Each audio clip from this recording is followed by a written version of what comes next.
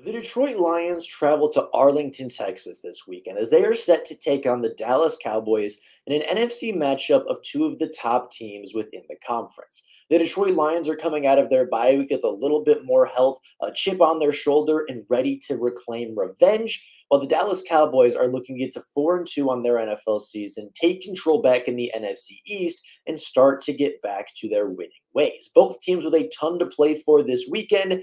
Both teams looking to catch up to the first place team in their division. And of course, both teams looking for a victory over a massive NFC powerhouse. Today, we're going to take a look at this matchup, take a look at their recent runs of form, the injuries, the offenses, the defensive, the key matchups, as well as the important factors to take a look and see who is going to win this game and who will walk out with a victory in week 6.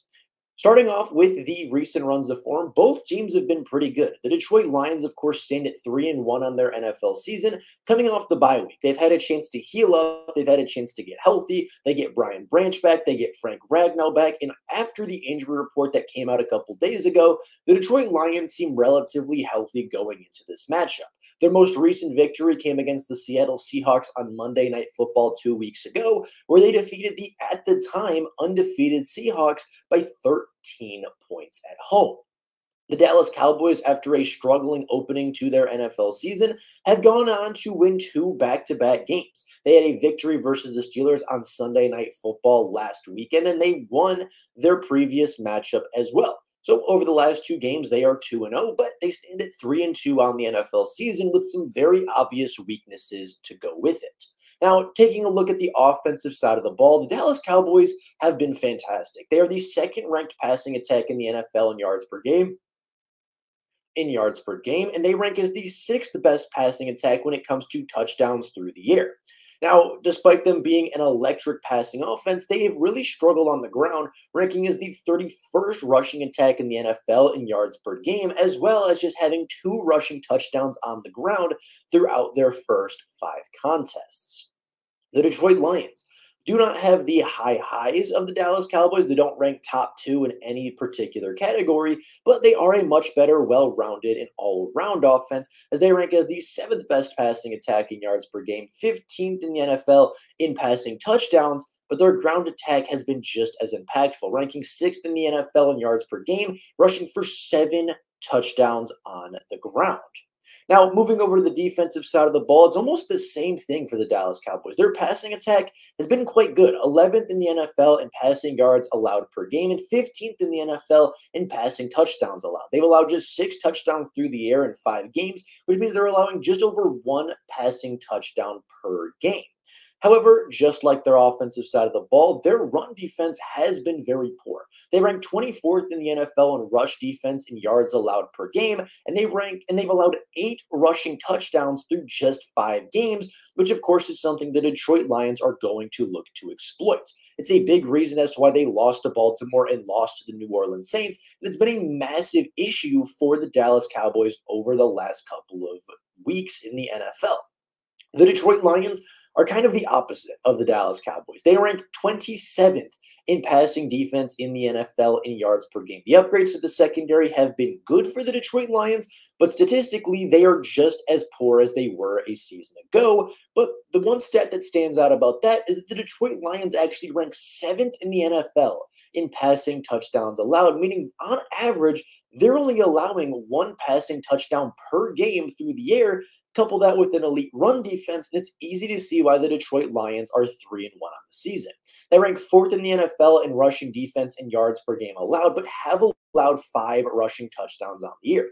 3 of those, of course, came from Kenneth Walker on Monday Night Football, and 1 of them came from Baker Mayfield on the ground for the Buccaneers. So I think that number is a little bit inflated, but it is worthy of note that they have allowed 5 rushing touchdowns to some really, really strong running backs.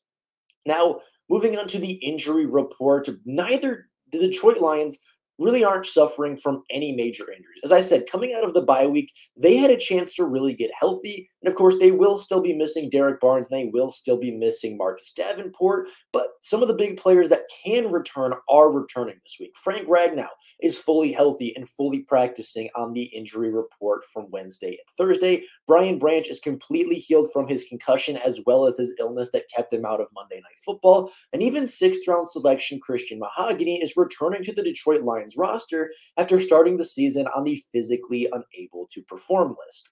Unfortunately, the Dallas Cowboys cannot say the same thing. Micah Parsons did not participate in practice on Wednesday or Thursday and is likely to not play this weekend. Same thing goes for DeMarcus Lawrence, who was placed on injury reserve a few days ago. Eric Kendricks, their starting linebacker, did not practice. Neither did Nick Vigil. But some good news for the Dallas Cowboys is that Deron Bland, their superstar cornerback from a season ago, who set an NFL record for pick sixes in a season, has been cleared to return to the roster. Now, he has been practicing with the Dallas Cowboys in a limited variety, but there is a chance that he is activated and plays on Sunday. I think every day that goes by, especially with it already being Friday and that not being announced, it seems less and less likely as the hours go by, but it is an option for the Dallas Cowboys secondary that could potentially be getting back a playmaker and a ball hawk. So the Detroit Lions are certainly healthier and they have quite a bit more rest. The Dallas Cowboys played their Sunday Night Football game all the way into Monday morning at 1 a.m. So they're not only coming off of a slightly shortened week, but the Detroit Lions are coming off of over 14 days of rest, while the Dallas Cowboys are just on a typical week. Some of the other factors that I think are important for this game, of course, home field advantage goes to the Dallas Cowboys. AT&T Stadium is a tough place to play. It is loud. It is a state-of-the-art facility, and the Dallas Cowboys play very well when they are at home. Historically, and especially over the last couple of years, Dallas has a phenomenal home record, and they are very tough to beat in Jerry World. When it comes to coaching, I do think the Detroit Lions have the advantage here. They have one of the best head coaches in the NFL, one of the best offensive minds in the NFL, and even Aaron Glenn, somebody who's gotten a lot of criticism over the last couple of years, has been calling games really, really well. The Detroit Lions defense has been phenomenal outside of the Seattle Seahawks game. They've only allowed, I believe, 20 points to every opponent outside of Seattle. And overall, their coaching staff has been really strong this year. They have great assistant coaches. They have great positional coaches. And of course, the head coach and the coordinators are some of the top in the NFL. As far as rest goes, we've already talked about the Detroit Lions having the advantage there, as well as in the health categories. The Dallas Cowboys have scored less than 21 points in 3 out of their 5 contests this season, and especially with some of the injuries to the offensive line, as well as the rushing game not being fantastic, that is something that the Detroit Lions can certainly take advantage of. And with the Dallas Cowboys having less than 21 points in 3 of their 5 games this season, the Detroit Lions are averaging 26 points per game. So the Lions, I think, do have the advantage there when it comes to offensive efficiency and putting points on the board. But of course, any given Sunday, any team could put up some big numbers through the air, and of course, big numbers on the scoreboard. Some of the important matchups for this week. I think the important one for the Lions is their rushing offense versus the Dallas run defense. The Dallas Cowboys have allowed 484 yards and 6 touchdowns to running backs this season, which means they are allowing nearly 100 yards and a touchdown and a half per game to the running backs on the ground. Their rushing defense has not been very good. Derrick Henry had a big day. Alvin Kamara had a big day. And really, every team that has played them so far, their running back has put up big numbers. With that being said, the Detroit Lions have one of the best offensive and running back duos in the NFL with David Montgomery and Jahmyr Gibbs, both of which are on pace for nearly 1,000 yards and 10 touchdowns this season. And I think that's a big thing that the Detroit Lions can take advantage of. If they run the ball early and often, they should be able to control the momentum of this game, and they should be able to take advantage and put up some good points, as well as keeping some drives on schedule. The Dallas Cowboys passing attack goes up against a Detroit Lions secondary that ranks 27th in the NFL, a secondary that in 4 games has allowed 873 yards to wide receivers and 3 touchdowns through the air.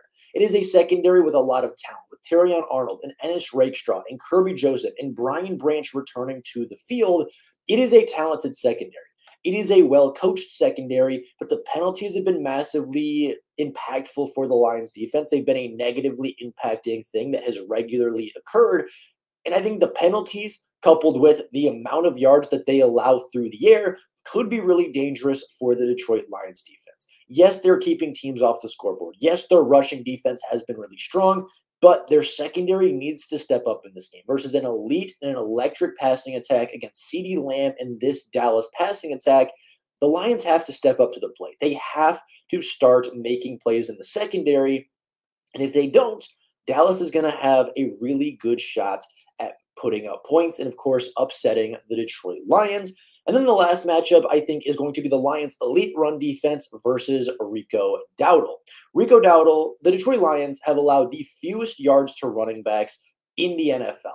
They just simply don't give up yards. The worst game that they've played this season was against Kenneth Walker, who had 12 carries for 80 yards and 3 touchdowns. The goal line work was really impressive by Kenneth Walker. The yards per carry was really impressive. And even he, on 12 carries, did not put up 100 yards. The Lions have an elite run defense. They've allowed the fewest yards to running backs in the NFL, and they quite simply are great. With Aleem McNeil, Aiden Hutchinson, and DJ Reader, that run defense is elite. I would not be surprised if Rico Dowdle finishes with less than 25 rushing yards. He might have a touchdown through the air off a screen pass or something like that. I would not be surprised if Rico Dowdle finishes with 25 to 30 rushing yards on the day. That is how good and how elite the Detroit Lions run defense is. And if they can make the Cowboys a one-dimensional team, much like they did last year, I think there is a chance that the Lions get off the field, potentially force a couple of turnovers, and have the opportunity to steal this game in Jerry World.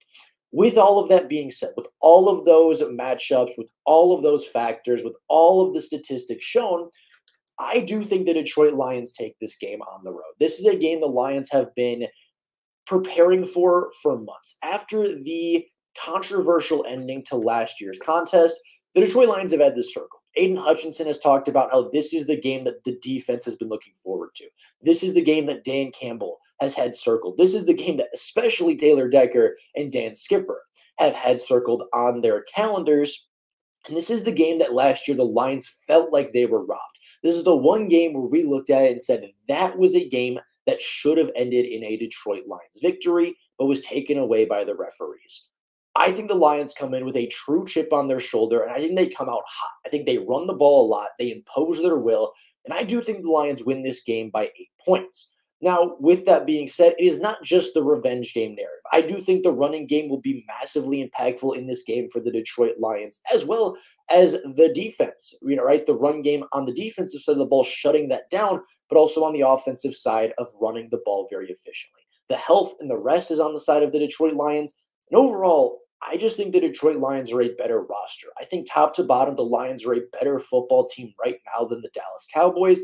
And I think that they will show that on a Sunday afternoon. So with that being said, that is all I have for you guys today. Let me know down in the comments below what you think about this matchup. Do you think that the Detroit Lions will win, or do you think that they will drop to 3-2 on the season? I'd be very curious what you guys have to say.